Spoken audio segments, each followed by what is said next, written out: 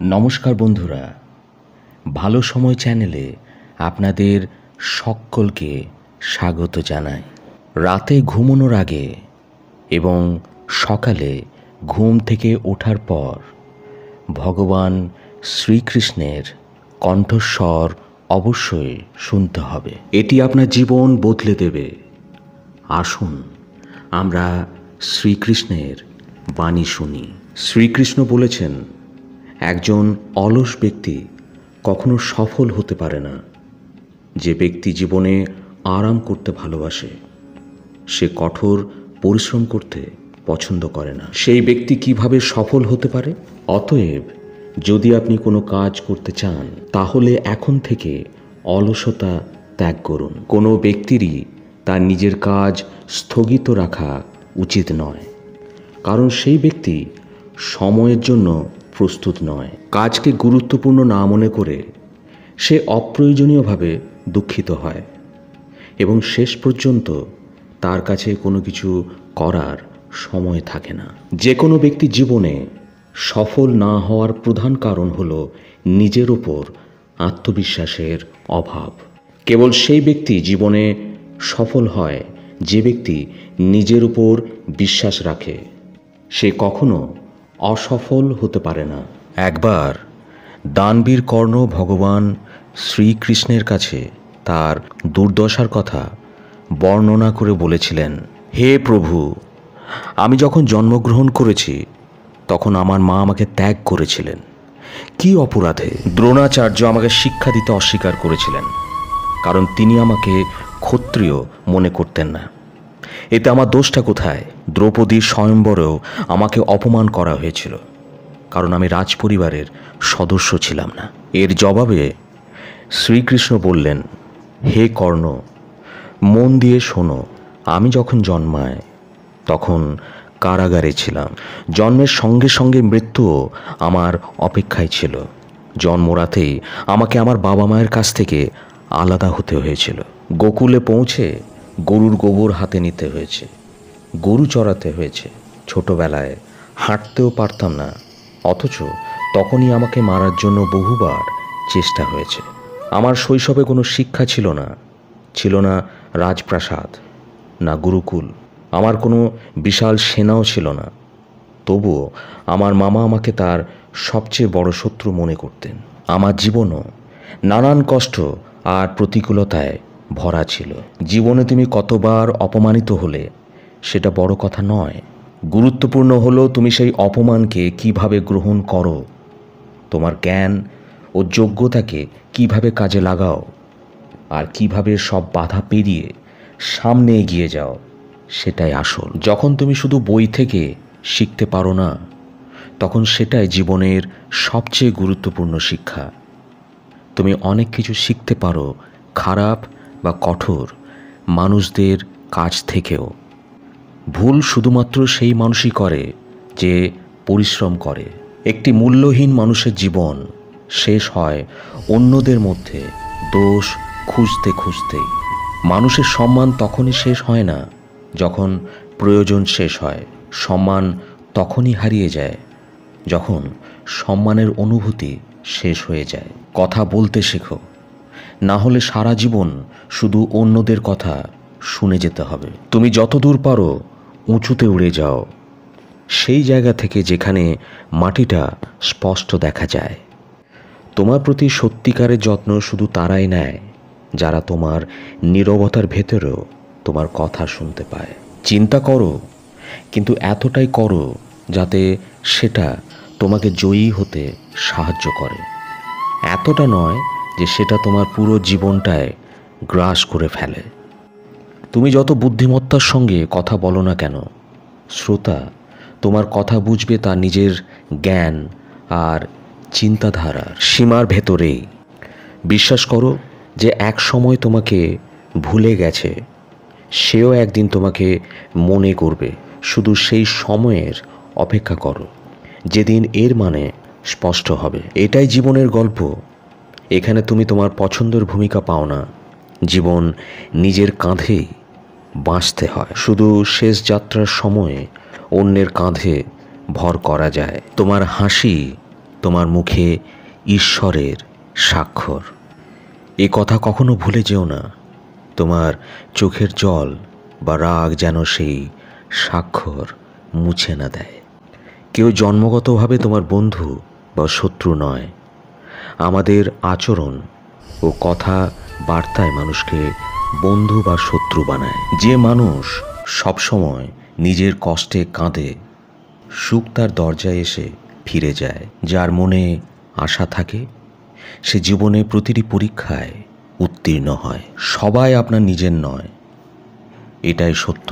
এই যুগের মানুষ বড় অদ্ভুত। খেলনা ফেলে দিয়ে আবেগ নিয়ে খেলে।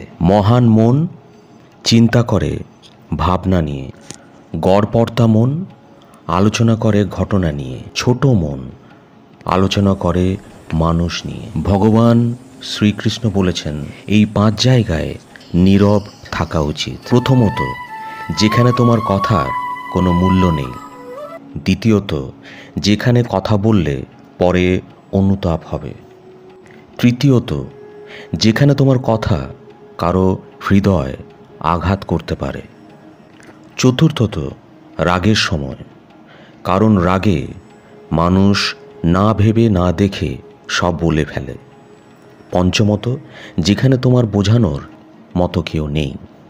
যদি অন্যের কষ্ট দেখে তোমার হৃদয়েও কষ্ট জাগে, বুঝে নাও ঈশ্বর তোমার আত্মায় বাস করছেন। শান্তি খোঁজো, প্রয়োজনের কোনো শেষ নেই।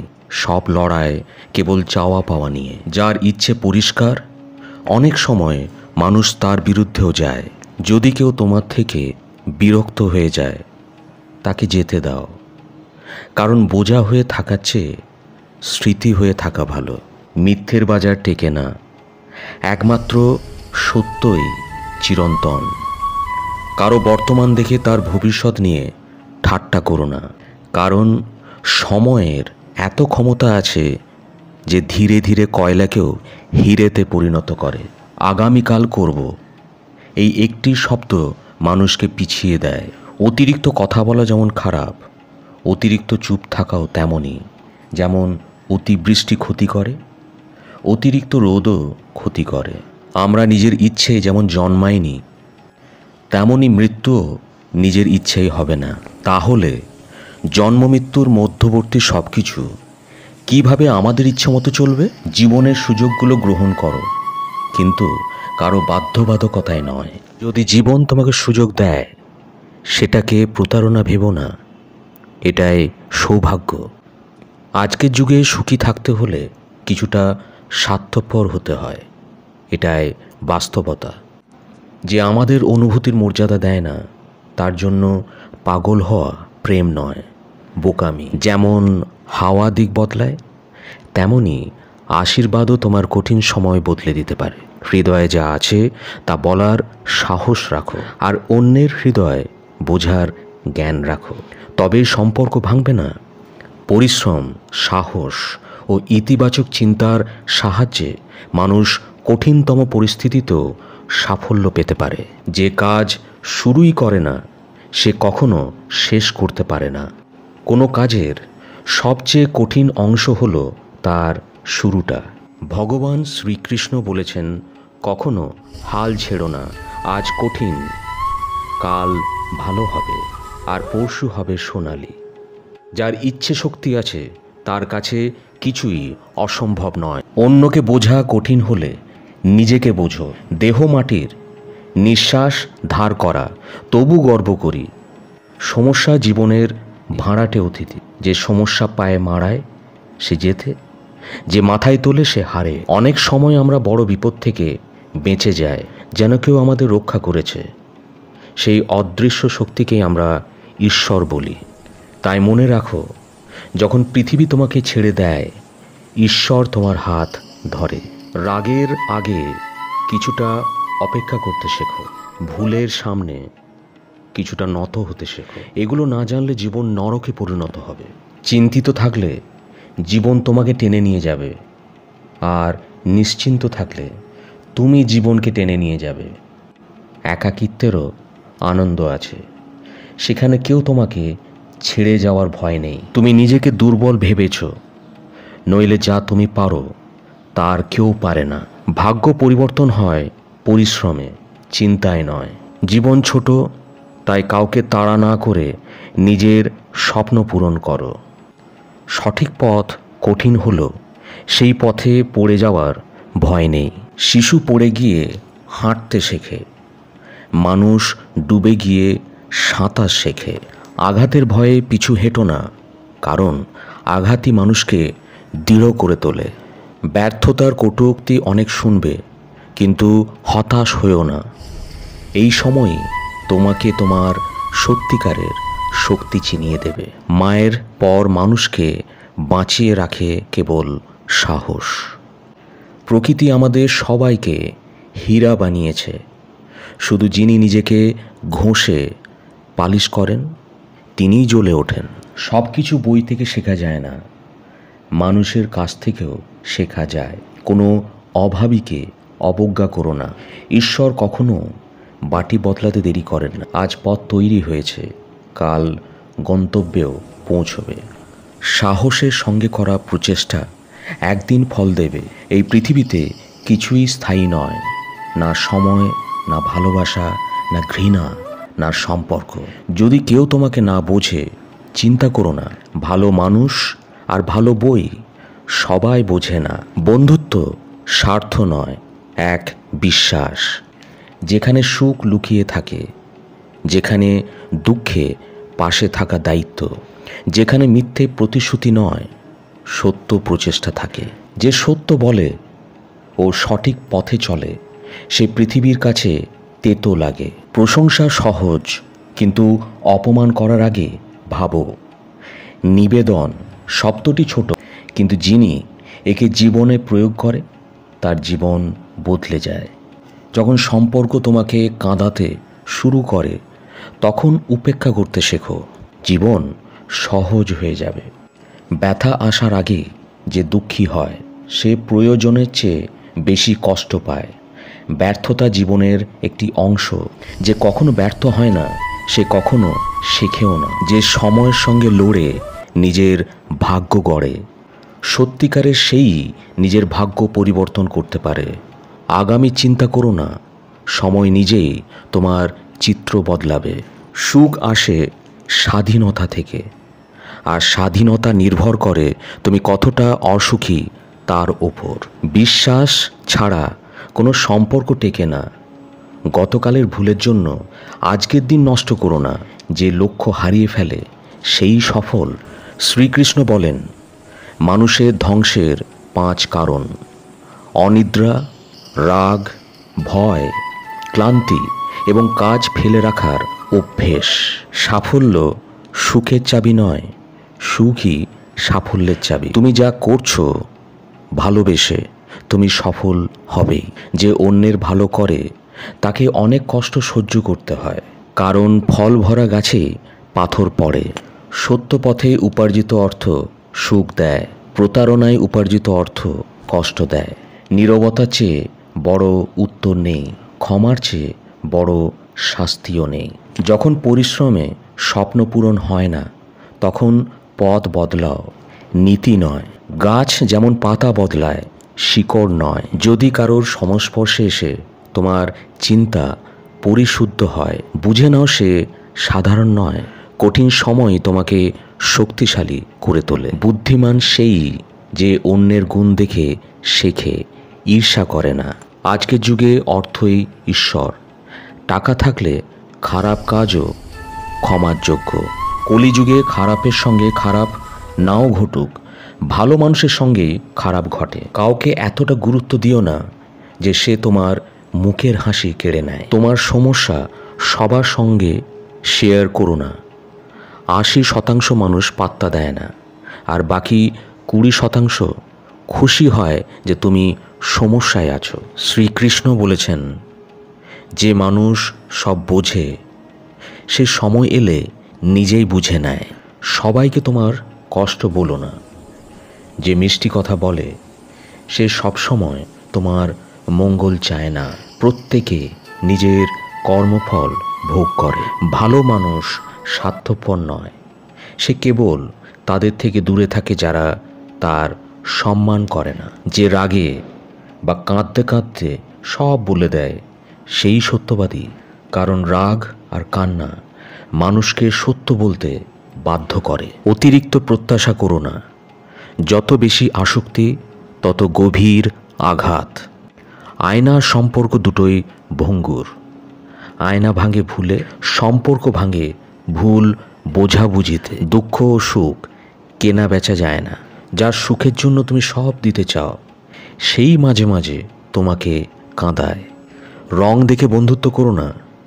দেহের অন্ধকার চলবে কিন্তু মনের কালিমা নয়। সময়ই জীবনের আসল খেলা। মানুষ শুধু নিজের ভূমিকা পালন করে। বিশ্বাস করো নিজেকেই। অন্যরা যতই সন্দেহ করুক নিজের ওপর আস্থা রাখো। অন্যের কথায় প্রভাবিত হয়ে কারোর ভুল ধারণা তৈরি করা সবচেয়ে বড় বোকামি। কিছু মানুষ যতই চেষ্টা করো তোমার হয় না, তাই সময় মতো নিজেকে বদলাও, না হলে সময় বদলে তোমাকে বদলে দেবে। অনেকে শুধু নিজের স্বার্থে সম্পর্ক গড়ে।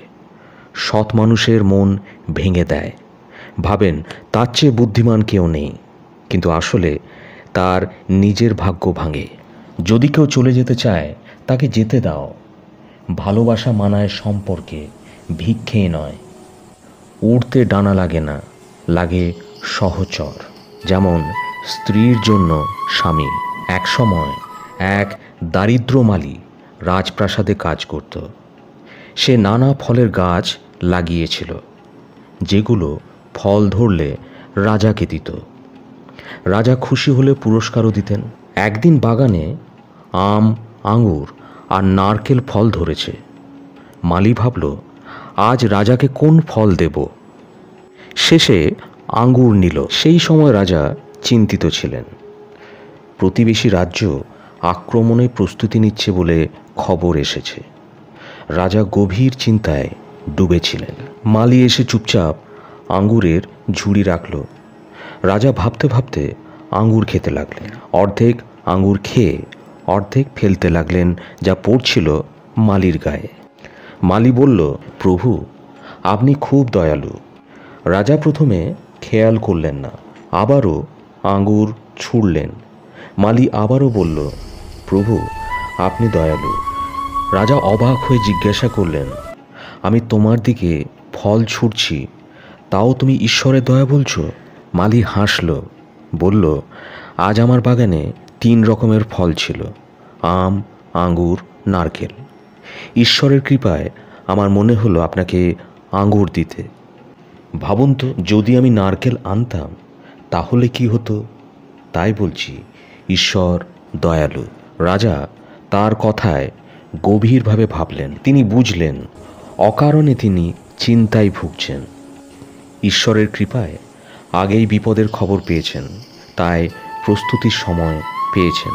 রাজা কৃতজ্ঞ হলেন, প্রস্তুতি নিলেন, যুদ্ধ এলো, তিনি জয়ী হলেন।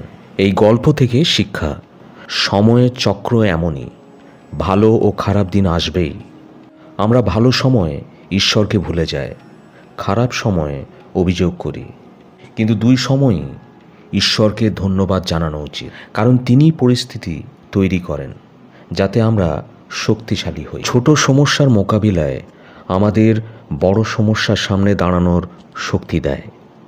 তাই ছোট বিপদে ভয় পেও না, ইতিবাচক থাকো, সমাধান ভাবো, পরিকল্পনা করো। খারাপ সময় তোমার দৃঢ়তা পরীক্ষা করে। শ্রীকৃষ্ণ বলেন, একজন মানুষকে হারিয়ে তুমি এগিয়ে যেতে পারো, কিন্তু তার শূন্যতা 1000 মানুষ মিলে পূরণ করতে পারে না।